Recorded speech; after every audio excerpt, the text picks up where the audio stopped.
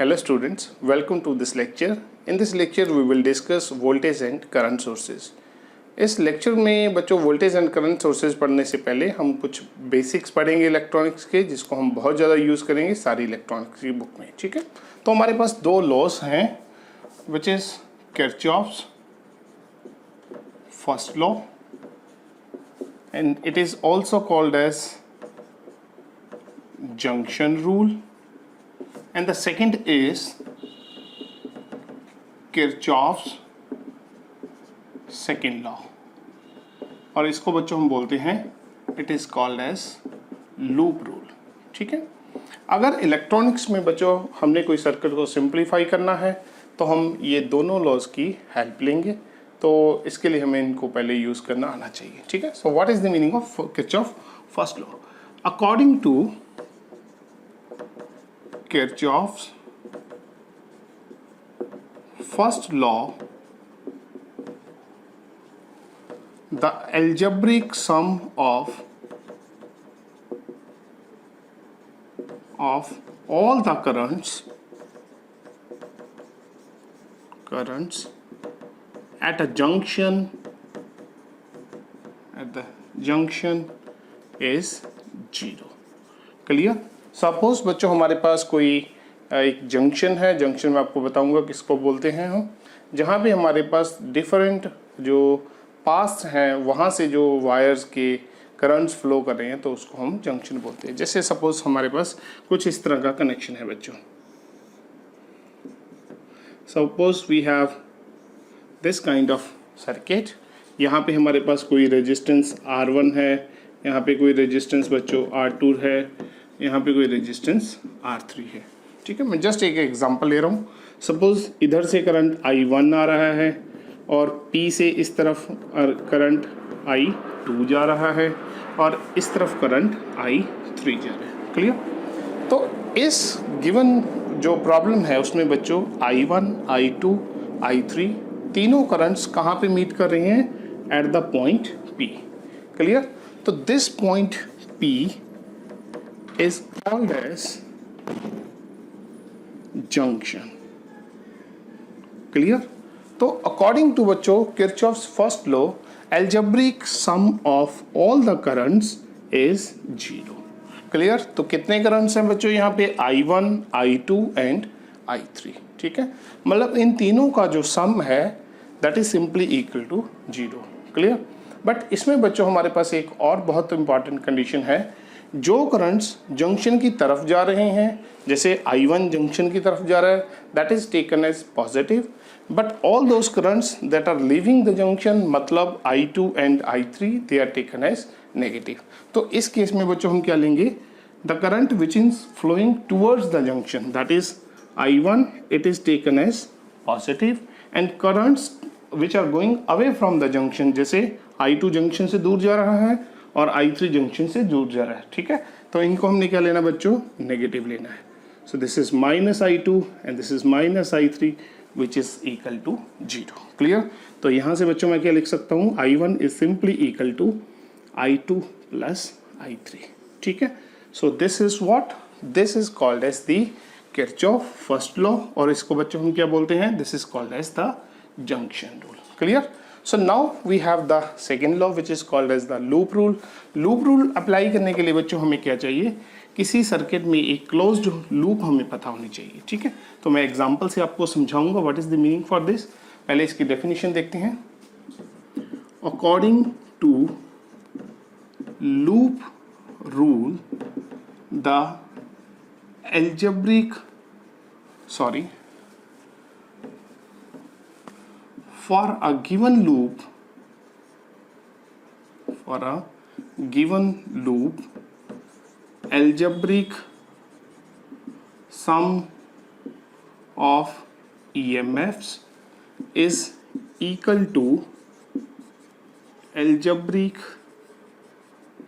sum of product of current and resistance। Clear? So what is the meaning for this? According to बेटा second law क्या है हमारे पास? Algebraic sum of all the EMFs, मतलब किसी circuit में जितने भी हमारे पास ईएमएफ हैं उन सबका हमने क्या लेना है बच्चों, सम ले लेना है। और this is equal to algebraic sum of all the products of current and resistances. जैसे हमने पिछली बार लिखा था summation I is equal to 0, but जब उसको हमने इक्वेशन की फॉर्म में लिखना चाहा तो हमने देखा कौन से करंट लूप जंक्शन की तरफ जा रहे हैं और कौन से करंट जंक्शन से दूर जा रहे हैं। जो करंट्स जंक्शन की तरफ जा रहे थे they are taken as positive and those currents which are leaving the junction taken as negative. Similarly बच्चों इस केस में अगर हमने ई को पॉजिटिव लेना है या नेगेटिव लेना है, करंट को पॉजिटिव लेना है या नेगेटिव लेना है, इसके भी कुछ साइन कन्वेंशंस हैं, वो मैं आपको बताता हूँ। ठीक है, सपोज मेरे पास एक एग्जांपल है,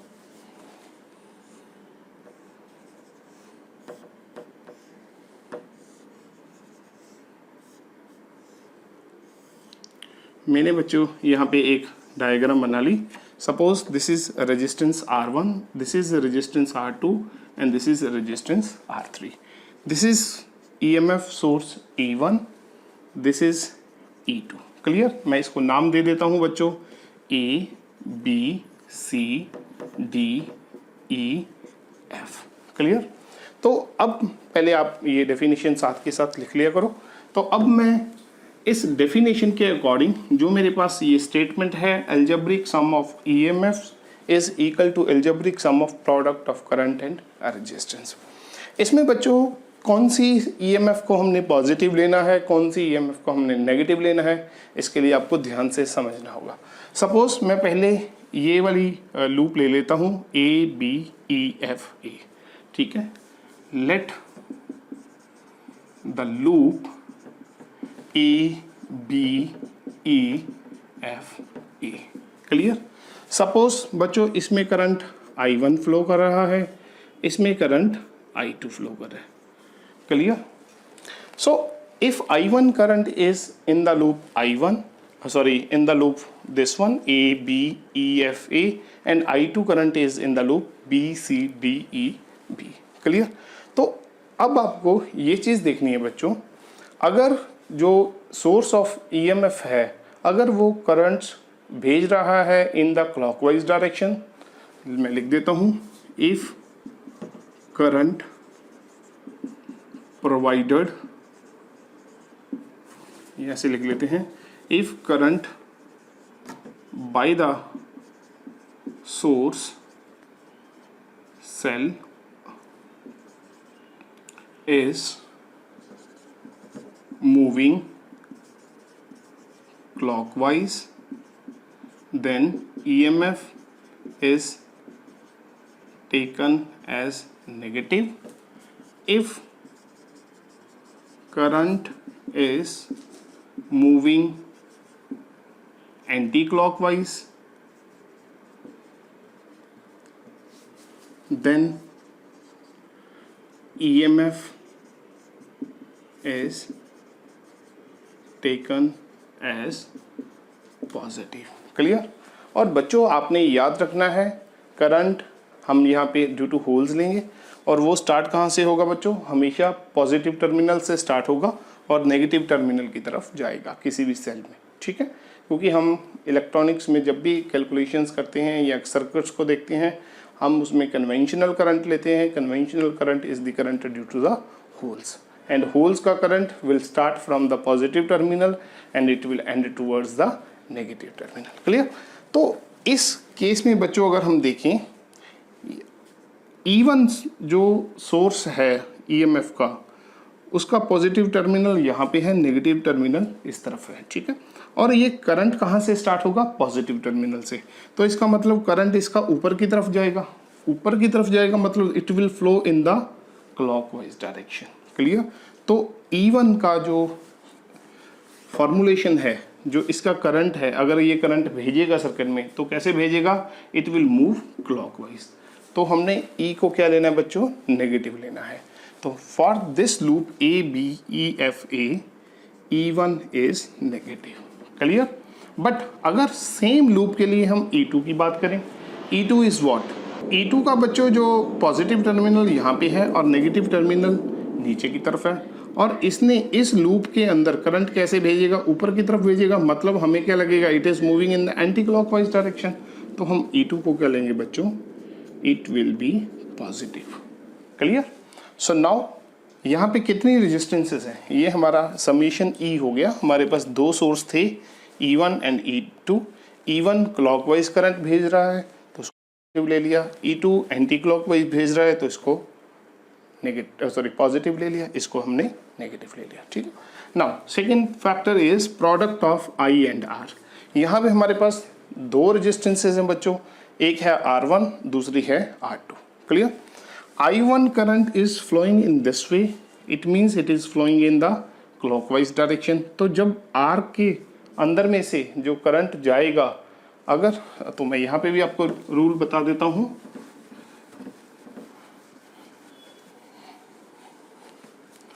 If current is moving clockwise, then potential drop across a resistance is taken as negative, otherwise positive। Clear?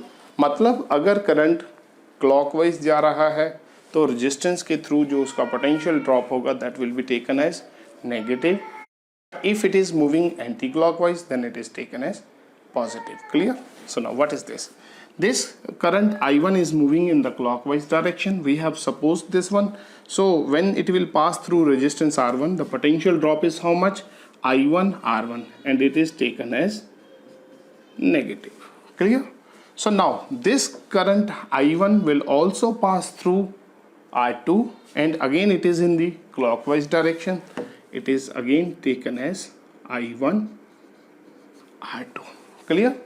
अगर बच्चों हम देखें, हमें इस टाइम क्या दिख रहा है, जो R1 रेजिस्टेंस है उसके अंदर में से सिर्फ I1 करंट जा रहा है।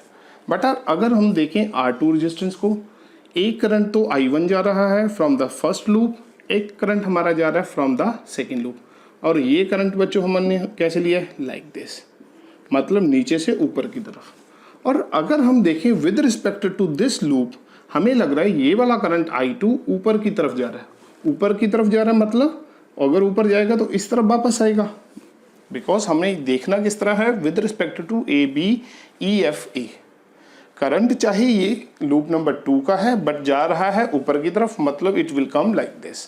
तो potential drop across R2 due to this I2, that will be simply equal to positive, and the amount is how much? I2 R2। Clear बच्चों? तो मैंने दो चीजें आपको बताई।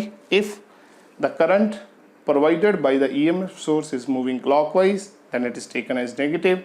If the current provided by the EMF source is moving in anti-clockwise direction, then it is taken as positive. Clear? Similarly, if current is moving clockwise, then the potential drop across the resistance is taken as negative, as I have given the two values are negative. And if current is moving anti-clockwise, then the voltage or the potential drop across the resistance is taken as positive. ठीक है? So now similarly we will write down here the equation for the second loop. So now what we have, B C D E B। ठीक है? तो ये हमारे पास बच्चों second loop है। Second loop में हमारे पास एक सेल है दैट इज E2। अगर आप देखो E2 का पॉजिटिव टर्मिनल ऊपर की तरफ है, नेगेटिव टर्मिनल नीचे की तरफ है। और करंट कहाँ से स्टार्ट होगा, पॉजिटिव से स्टार्ट होगा और जाएगा किस तरफ, इस तरह घूम के नेगेटिव की तरफ आएगा, क्योंकि हम बात कर रहे हैं इन दिस लूप। तो this current due to the source E2 is moving in the clockwise direction, तो इसकी वैल्यू बच्चों हम क्या लेंगे, that is taken as negative. Clear? और यहाँ पे करंट बच्चों हमारा क्या है, I2, that is moving in this loop and it is moving in the clockwise direction. तो ये वाला करंट I2 जब R2 और R3 के अंदर में से जाएगा तो यहाँ पे पोटेंशियल ड्रॉप होगा, कितना होगा? जब I2 करंट R2 में से जाएगा तो पोटेंशियल ड्रॉप होगा I2 R2, और जब R3 के अंदर में से जाएगा then it will be I2 R3, and that current is moving in the clockwise direction. तो हम क्या लेंगे बच्चों इसको, minus I2 R2 minus I2 R3, clear? Also at the same time current from the first loop is moving downwards, और ये current ऐसे जा रहा है, हमें क्या लगेगा, बी से नीचे की तरफ जा रहा है। बी से नीचे की तरफ जाएगा तो हमें लगेगा ये ऐसे घूम के आएगा, बट जा तो ये ऐसे रहा है, पर अकॉर्डिंग टू दिस लूप हमें लगेगा ये एंटी क्लॉकवाइज जा रहा है, क्लियर? एंटी क्लॉकवाइज जाएगा तो how much potential is there, current कितना है I1, रेजिस्टेंस है हमारी R2, और ये होगा क्या बच्चों, पॉजिटिव होगा, कितना होगा, I1 R2। So this is what, this is our second equation, and this is what, this is our first equation, clear? So these are the very important laws which are called as the Kirchhoff first law and Kirchhoff second law, ठीक है? तो इसके बाद बच्चों हम discuss करेंगे हमारे voltage and the current sources. हाँ जी स्टूडेंट्स, इसके बाद हम डिस्कस करेंगे वोल्टेज सोर्स। सो फर्स्टली बच्चों हम लिखेंगे definition of the voltage source. So voltage source is what? It is an active device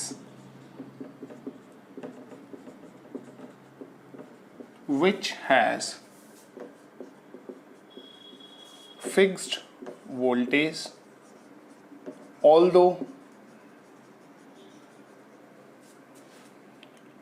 a load resistance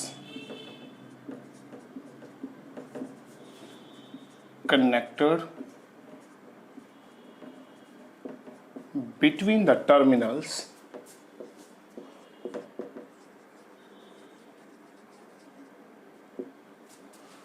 drawing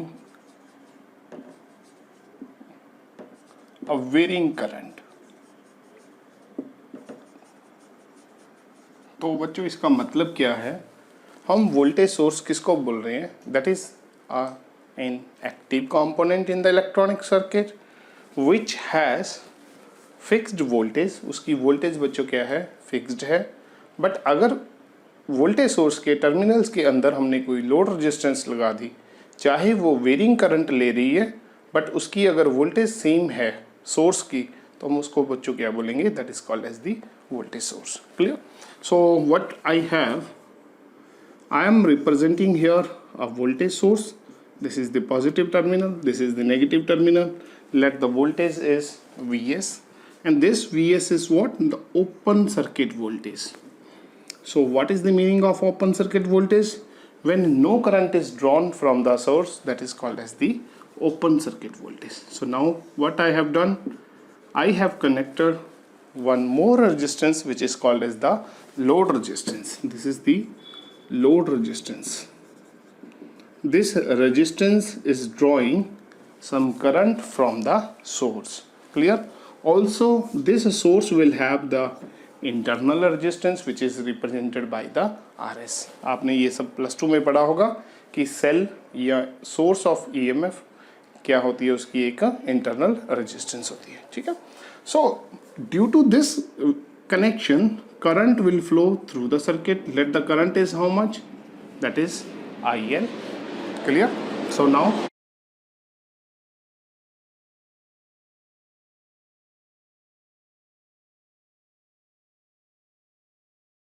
तो करंट बच्चों कैसे फाइंड आउट करेंगे, we have the formulation total voltage by total resistance. Total voltage हमारे पास कितनी है, that is Vs, and in this circuit RS and RL are connected in the series connection, so the net resistance is what, RS plus RL। Voltage हमारी कितनी होगी बच्चों, Vs, resistance total हमारी कितनी होगी, RS plus RL। so current is how much, this is Vs divided by RS plus RL, clear? So now we will define here one more thing which is called as the ideal voltage source। so what is the meaning for the ideal voltage source? so we will define here ideal voltage source. A voltage source is said to be ideal. A voltage source is said to be ideal if its terminal voltage is equal to its open circuit voltage. Terminals बच्चों क्या हैं? इस source के हमारे पास दो terminals हैं, this is first terminal and this is the second terminal. और इस वोल्टेज सोर्स को हम आइडियल वोल्टेज सोर्स तब बोलेंगे if potential across these two points, मतलब potential between A and B which is written by V A B, और इसको ऐसे भी लिख सकते हैं बच्चों V A minus V B. Clear? This is what the potential between A and B. ठीक है, and this is equal to V S. अगर बच्चों ये सोर्स इस तरह की कंडीशन सेटिस्फाई करता है तो उसको बच्चों हम क्या बोलेंगे? That is called as the ideal voltage source. पर हम देखेंगे क्या कोई सोर्स आइडियल हो सकता है या नहीं हो सकता, तो हम चेक करेंगे. ठीक है, so now what is the formulation for IL? We have written this is Vs divided by Rs plus RL, and now we want to calculate the voltage between the two points A and B. Clear? और बच्चों अगर हम देखें ए से B की तरफ अगर हम जा रहे हैं तो हमारे पास दो पाथ हैं, चाहे इस रास्ते से हम चले जाएं चाहे इस रास्ते से हम चले जाएं. Clear? From this point two this point अगर हम यहाँ पे m एंड n लिख लें और यहाँ पे p एंड q लिख दें तो मैं ऐसे भी लिख सकता हूँ V A B is simply equal to v between m and n is also equal to between P and Q. Clear? So VAB बच्चों क्या है? Is also equal to the potential difference between the M and N. और M and N के बीच बच्चों क्या है? This is RL and current is how much? Current is IL. So when IL current will flow through the resistance RL, so what is the potential drop?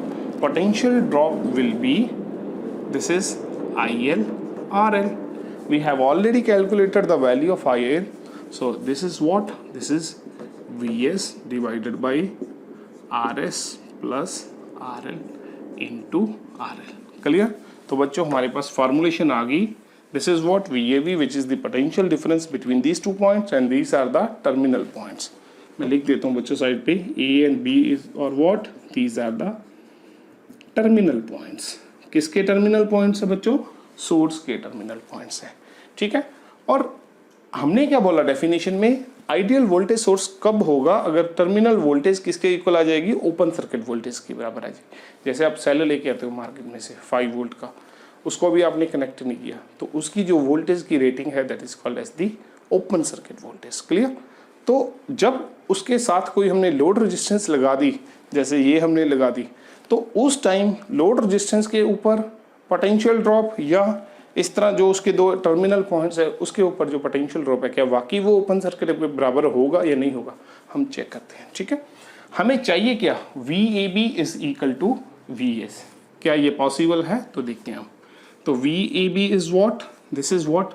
अगर मैं R L से बच्चों divide कर लूँ ऊपर नीचे तो ये बन जाएगा 1 plus R S by R L. Clear? It means that हमारी कंडीशन सेटिस्फाई हो जाएगी, सोर्स जो है आइडियल बन जाएगा. कब? अगर V A B is equal to V S. Clear? तो इसका मतलब है source can act as ideal voltage source if R S is 0.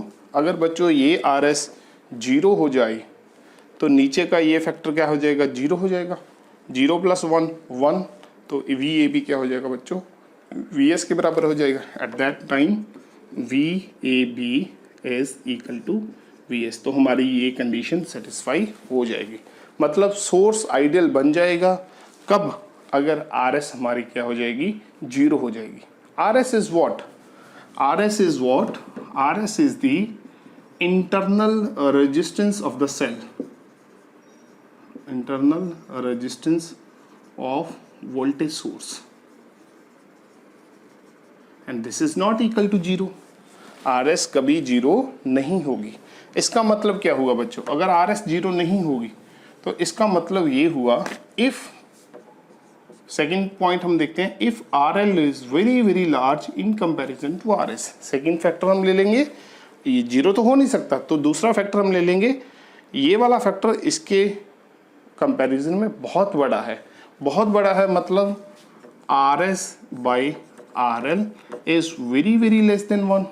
Clear? Means the formulation for RS by RL is very small as compared to 1. If this value is very small as compared to 1, so I can neglect this value. Clear? Therefore, by using this expression, VAB is numerically equal to VS. Clear?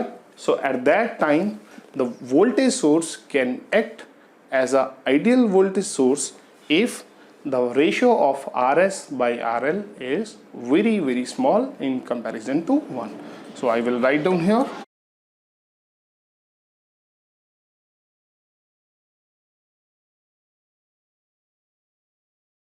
Voltage source can act like an ideal voltage source if RS by RL is very small in comparison to 1. Clear? तो उस case में बच्चों ये हमारा source ideal source बन सकता है, but ये वाली कंडीशन भी प्रैक्टिकली पॉसिबल नहीं होती। मतलब इसका मतलब ये हुआ हमारा सोर्स आइडियल कभी नहीं होगा। ठीक है, तो हम इसको थोड़ा सा और समझते हैं किसी फॉर्म में। So now what we have Vs which is equal to, so हमने बच्चों क्या लिखा था, मैं स्टार्ट करता हूँ दोबारा से। IL is what, that is Vs divided by Rs plus RL. This is Vs is equal to IL Rs plus IL RL. So this IL Rs is what? This is the simply potential drop across the internal resistance, and this IL RL is what? Potential drop across the load resistance. So Vs is what? IL Rs plus V across RL. So VRL, which is the terminal potential difference or the potential across the load resistance. This is what? This is Vs minus IL RS. Clear बच्चों? सो हम यहाँ पे एक चीज़ discuss करेंगे, एक graph discuss करेंगे।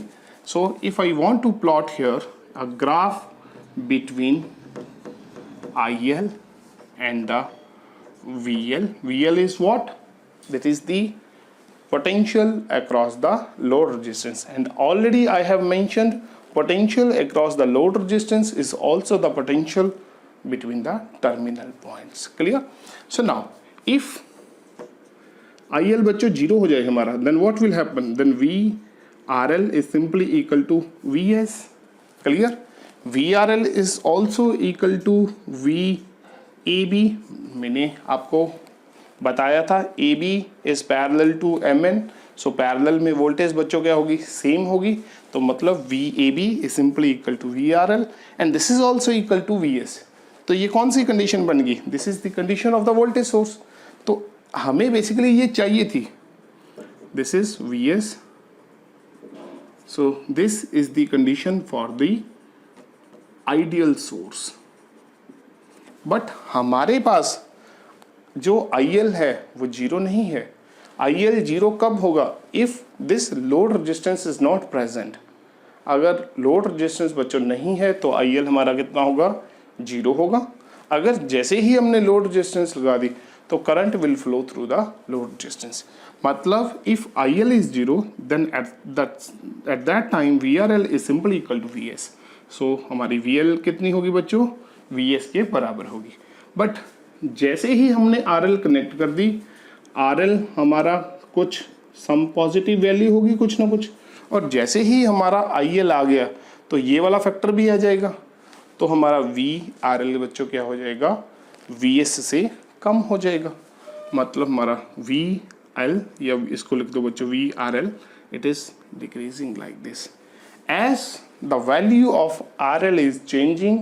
जैसे जैसे मैं RL चेंज करूंगा हमारा IL चेंज होएगा। कैसा चेंज होएगा, देखो मैंने फॉर्मुलेशन लिखा था, that is VS divided by RS plus RL। ठीक है, मतलब the load current is dependent upon RL। जैसे जैसे RL चेंज होगा हमारा IL चेंज होगा, जैसे जैसे IL चेंज होगा हमारा, उस तरह से हमारी जो VRL है वो चेंज होती जाएगी। As the value of IL will increase, the value of VRL will decrease, and this is applicable for the practical source. So this is the graph between between the VRL and IL. Clear? In the next lecture we will discuss about the current source. तो इसको बच्चों आप ध्यान से पढ़ना, next lecture में हम current source discuss करेंगे। Thank you.